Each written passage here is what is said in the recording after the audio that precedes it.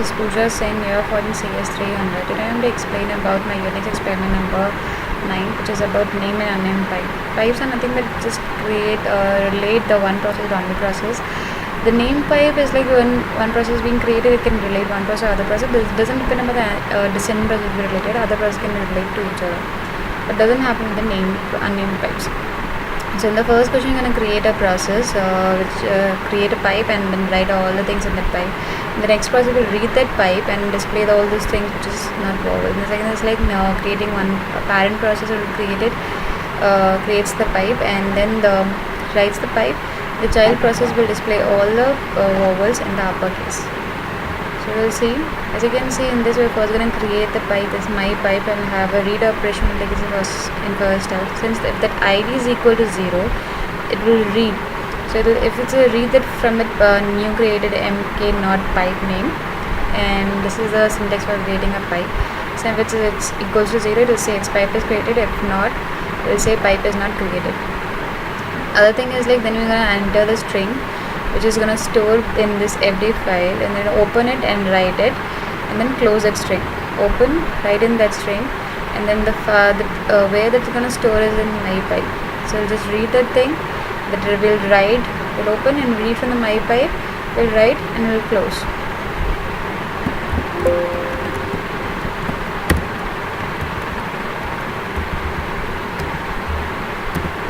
So here you can see in this we're gonna open my pipe, read we're just reading that from that my pipe, and then reading that we'll just open and have a read operator system call, and then reading everything from that fd which is stored in fd, and let's display what is there in that buffer pipe.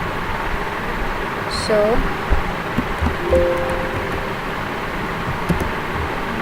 one second.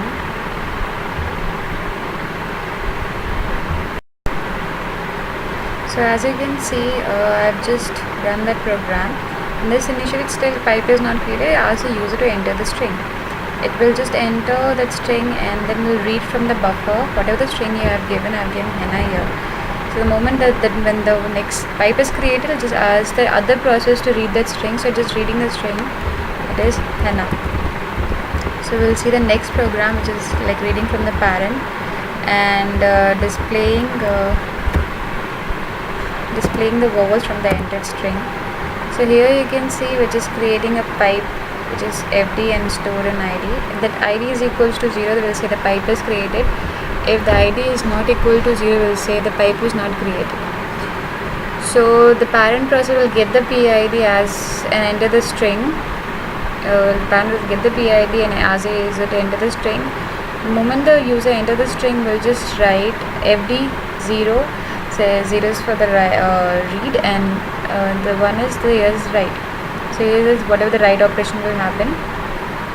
Later that if that child fork is equals to 0, then we'll get the PID, the process ID, and the parent ID, and then we'll have a read operation will store in n bytes. And then since the number of strings will be more, I'm gonna have a for loop for the size of the which is mentioned in the read operation, and then that is if that RBI, that array is equals to A, E, I, O, E, whatever if it's in vowel, then we'll just convert all those things into the to upper RBI equals to I, and then display this. So that's all in this